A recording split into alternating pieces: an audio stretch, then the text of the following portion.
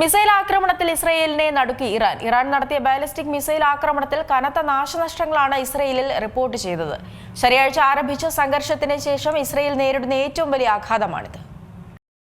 പരമോന്നത നേതാവ് ആയത്തുള്ള Ali Khamenei കൊല്ലപ്പെട്ടതിന് പിന്നാലെ ഇസ്രയേലിന് നേരെ ഇറാൻ നടത്തിയ ബാലിസ്റ്റിക് മിസൈൽ ആക്രമണത്തിൽ കനത്ത നാശനഷ്ടങ്ങളാണ് റിപ്പോർട്ട് ചെയ്തിരിക്കുന്നത്. പടിഞ്ഞാറൻ ജെറുസലേമിലെ ജനവാസ കേന്ദ്രത്തിൽ മിസൈൽ നേരിട്ട് പതിച്ചതിനെ തുടർന്ന് ഒരു സിനഗോഗ് തകരുകയും 9 പേർ കൊല്ലപ്പെടുകയും ചെയ്തിട്ടുണ്ട്. ശനിയാഴ്ച ആരംഭിച്ച സംഘർഷത്തിന് ശേഷം ഇസ്രയേൽ നേരിടുന്ന ഏറ്റവും വലിയ ആഘാതമാണിതെന്നാണ് വിലയിരുത്തപ്പെടുന്നത്.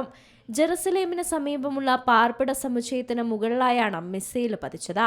ആക്രമണത്തിൽ കെട്ടിടത്തിന്റെ ഒരു ഭാഗം പൂർണ്ണമായും തകരുകയും 40ഓളം പേർക്ക് പരിക്കേൽക്കുകയും ചെയ്തിട്ടുണ്ട്. ഇതിൽ 4 വയസ്സുള്ള കുട്ടിയടക്കം 4 പേരുടെ നില അതീവ ഗുരുതരമായി തുടരുകയായിരുന്നു. തകർന്ന കെട്ടിടാവശിഷ്ടങ്ങൾക്കിടയിൽ ആരെങ്കിലും കുടുങ്ങിക്കിടക്കുന്നുണ്ടോ എന്ന് കണ്ടെത്താൻ അത്യാധുനിക സജ്ജീകരണങ്ങളുമായി രക്ഷാപ്രവർത്തനവും ഊർജിതമാക്കിയിരിക്കുകയാണ്. ഓപ്പറേഷൻ ട്രൂ പ്രോമിസ് എന്ന സൈനിക നീക്കത്തിന്റെ ഭാഗമായാണ് ഇറാൻ ഈ ആക്രമണം നടത്തിയത്.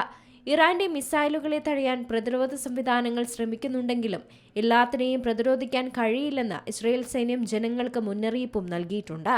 നിലവിലെ അടിയന്തര സാഹചര്യം കണക്കിലെടുത്ത് ഇസ്രയേലിലെ സ്കൂളുകൾക്ക് അവധി പ്രഖ്യാപിക്കുകയും പഠനം ഓൺലൈൻ പ്ലാറ്റ്ഫോമുകളിലേക്ക് മാറ്റുകയും ചെയ്തിരിക്കുകയാണ്. ഇറാന്റെ മിസൈൽ ആക്രമണത്തിൽ നടുങ്ങുകയാണ് Israel. International desk Zee Malayalam news. ഏറ്റവും പുതിയ വാർത്തകളും വിശേഷങ്ങളും വിരൽത്തുമ്പിലറിയാൻ സി മലയാളം ന്യൂസ് എല്ലാ ഡിജിറ്റൽ പ്ലാറ്റ്ഫോമുകളിലും ലഭ്യം.